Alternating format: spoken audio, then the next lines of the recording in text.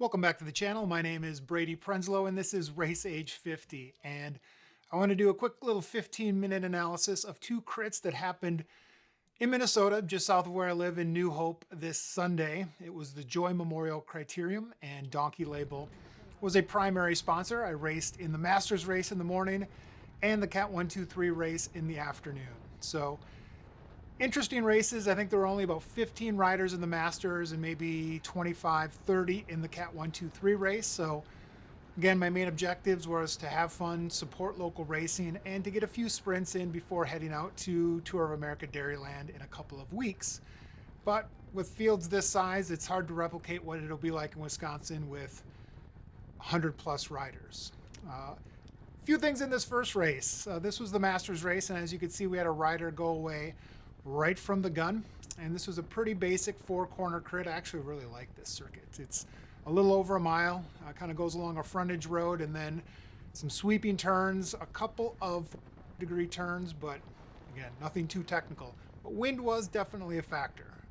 In this morning race, wind was a factor, but in the afternoon race, the wind picked up and was really a factor. So as you can see, one rider kind of went away, and nobody really chased early, except one of my teammates. So Derek Gorky is a 40 plus rider. This was a mixed field. Derek goes away right there.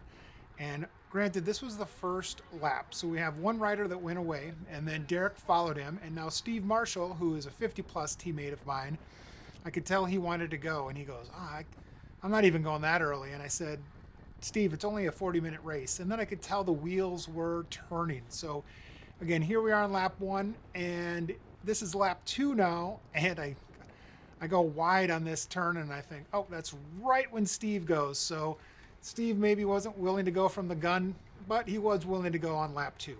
So now the race unfolded, and I remember thinking, oh man, I picked the wrong time to go wide here as I'm doing 600, 700, 800 watts on the second lap just to catch a teammate who's up the road. So now we caught the rider who went right from the gun. So now I have two teammates, Derek, 40 plus rider, and Steve Marshall, a 50 plus rider, up the road. And as Donkey Label riders, we are not going to chase them, but we're not going to deter the chase. So you can see Laszlo Alberti in the front doing his best to bring things back, but non-Donkey Label teammates, our riders, weren't necessarily willing to work with him. So the remainder of the race kind of looked like this, where again, just kind of floating wheels, not chasing things down, and it really didn't matter because Steve and Derek ended up getting over a minute on the field towards the end of the race. So again, short race, 40 minutes. At 20 minutes, we realized we were going to catch them. So here we are with one lap to go. This is the last lap, and again, we were all racing for second because one of the riders was 40 plus, one of the riders was 50 plus. So we were still racing for a podium here. And I had an idea a couple of laps earlier that I thought maybe I'll go early. Everybody's expecting me to sprint at the end, probably follow Laszlo's wheel or follow a teammate's wheel with about 200 meters to go. But I said, if I can get Laszlo positioned poorly, I'm going to go with about a half a mile to go. So we are kind of going into a head crosswind, and I wanted to see if I could get Laszlo all the way to the right of the road, sort of trapped. And I had a teammate up there, Ben and Brian, and we're not going that fast. We're going 23 miles an hour. So I thought if I jumped hard, I could maybe get a gap. And it just worked out perfectly. Michelle kind of went to the right of the road. I had a rider to the left, and then I just went. And the thing about jumping in a crit is you need to jump really hard and get a gap to just make it a non-factor if everybody else. So obviously I knew my teammates were not going to chase me down, and Laszlo was going to take a while for him to sort of slow down, get around a rider, and then get back onto my wheel. And here I'm still pushing over 1,000 watts, getting into, again, 33, 34, 35 miles an hour. And I'm thinking, oh my God, how long is this? And it ends up being about 1:16 to the finish line, which is just over a half a mile away. I turn around a little bit here and I have quite a sizable gap, but man, my legs are cooked at this point. Thinking, okay, how much longer is this stretch? We go over some railroad tracks. I soft pedal for a second, and then Again, going 35, I stopped pedaling. You see 0 watts, and Laszlo actually started catching me at this point. And now this was kind of a swirling tail cross situation, putting in just enough power to, again, get me across the finish line, first in the field. So ended up getting third overall and second in the 50 plus, which was a good day, good training, some fun tactics that really can only be deployed if it is a smaller field. So again, third in the field, second in the age. So now we are 3 hours later or so, and this is the Cat 123 field. And like I said, it's a little bigger, maybe 26, 27 riders, but still nothing like you're going to experience at a more regional race or in a nationals race. But there were some pros and some major horsepower here. And like I said, the wind had completely picked up. So right now we are going into almost a direct headwind going onto this freeway section. Which you'll see will be a factor. I assumed that something would get away. Last year I ended up getting in a break with a couple of riders, and we stayed away for probably 30 minutes. And honestly, it was like peak power for 2024. Having done a race earlier, I didn't know if I really wanted to do that or not, but I was going to keep my head on a swivel and see how things went. Right away you saw the same rider win off from the front. And then there were several attempts to get away. I was kind of proud of myself here a little bit. I knew that Carl Nygren in that purple kit right in front of me was probably going to go. Once we turn this corner, there's a slight uphill and a tailwind. And we come around the corner, I'm positioned pretty well. And then, yes, look at him go. Bam, he is gone, trying to catch these riders in front of him. And wish I would have stuck on his wheel a little bit more, because I had to do quite a bit of work to get back on his wheel. And in the back of my mind, I thought, well, this could be the move. It's super early in the race. We'd probably only done about 3 or 4 or 5 laps at this point. And I thought, well, I'm positioned here. I don't have any teammates up the road, so I better get on his wheel and see what happens. And again, 38, 39 miles an hour going into this tailwind, coming into the last turn. And I'm able to turn around at this point, and we just really don't have much of a gap. Like I said, it was a little too early in the race. I'm on his wheel. We start to kind of cycle through. I can tell that once we cross the start-finish line here, he wants me to pull through, but I turn around and I think, no, we brought the whole rest of the field with us. So this was the first attempt at a break, and it just wasn't happening. So we get caught. And now Anthony Hilagos goes, kind of the one pro rider, and Jack Ralston goes with him, and a bunch of riders start to go here. I think we're maybe in like lap 7 or 8, so 15, 16, 17 minutes into the race.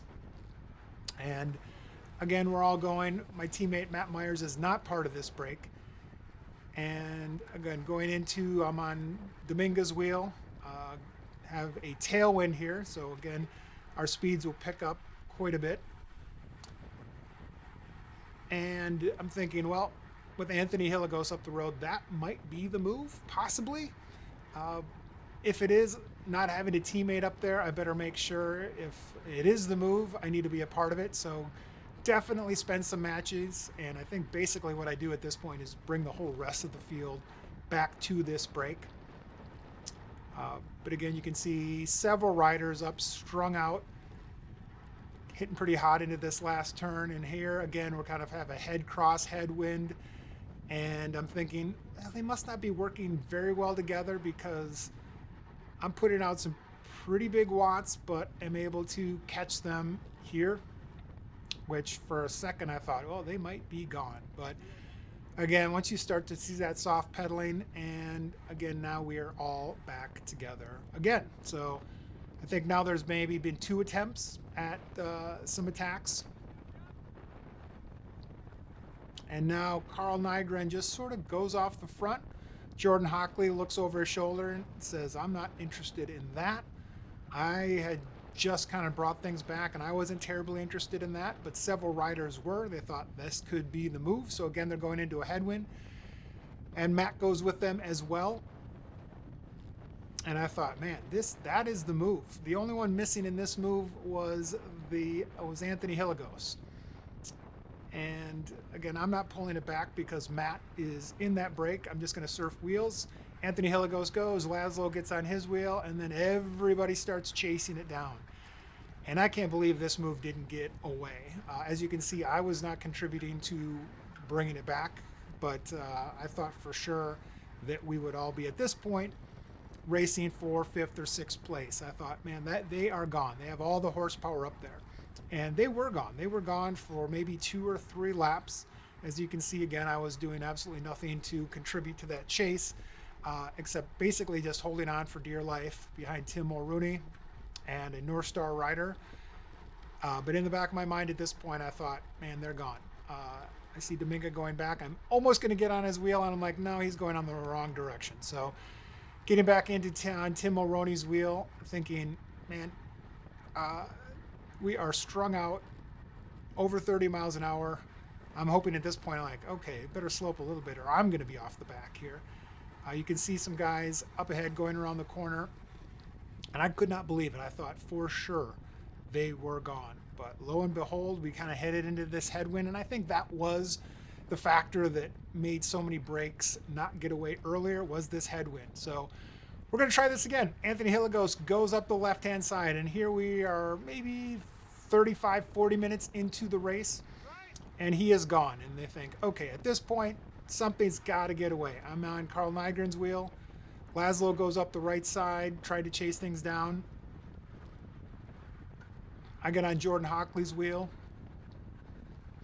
And again, this is the move. This is the winning move. So Anthony is away. You can see he just went around the corner. People are trying to chase this down, and it gets messy, but this actually then is the move which breaks away 4 riders, which are one of my is my teammate Matt Myers, Anthony Hilligos, Carl Nygren, and Trace is up there as well. We are again still chasing Anthony. It is sort of funny. One of the things I like about these videos is in the heat of the moment, in the heat of the race, it's kind of hard to remember how things actually unfolded and if you could have done anything differently.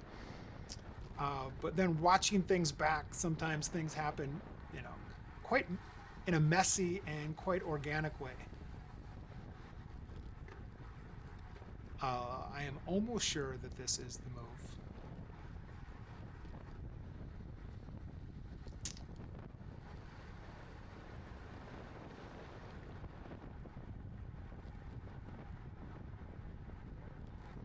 And we are still kind of chasing at this point. And at this point, yes, really hard to see, but there were 4 riders up the road. And for the next 20, 25 minutes or so, I just was on wheels. And again, never putting my nose out front because Matt Myers was part of that breakaway of 4. And just kind of rode wheels around, and believe it or not, I looked at the times, and that breakaway of 4 ended up getting 2 minutes on the rest of the field. So at a certain point, we realized the chase was over. We were never going to catch that group of 4. We were all just racing for 5th place. So here we are coming in with 1 lap to go, and you can just tell based on everybody's body language that we're kind of beat. We're beat up by the wind.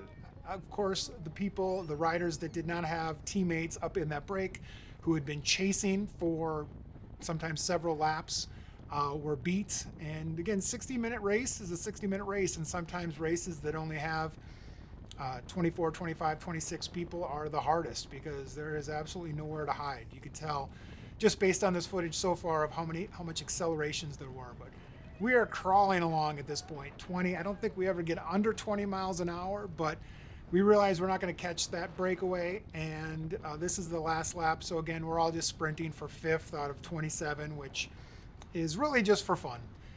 Earlier before the race, Laszlo's like, if it gets down to it, I'll help lead you out. So even though I was racing against him in the Masters, I think sometimes when we get, us old guys, when we get into the Cat 1, 2, 3 race, we do what we can to help each other. So he's like, I'll lead you out. So we've got about a minute 20 left, and he turns around and says to Brian, get ready.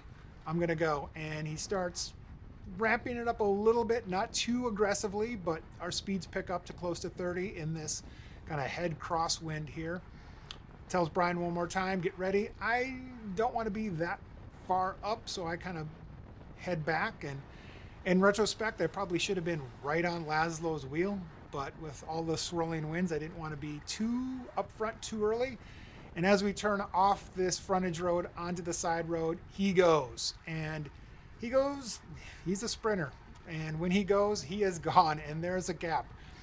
So there are 4 riders up the road, and now Laszlo and another rider are up. So that's 6, and then 7, 8, and I'm sitting 9th wheel. With the 4 riders that probably already finished. So I kind of poked my head around, and it was like, oh man, they are quite a ways up there. And at this point, I think, well, Laszlo said he's going to lead me out. Now he's going for 5th place. I can probably catch them. Again, my main goal is to get a sprint. BK kind of soft pedals into that last turn. I realize I want to go around these riders on the right side based on the direction of the wind. And I go for it. Go around Mulrooney, go around Jack Ralston, and I think for a split second I might be able to catch these 2 riders, but it was for naught. So I'm 7th right now, and I crossed the line in 7th place, which, again, great workout, fun 2 races, fantastic event. Thanks for watching.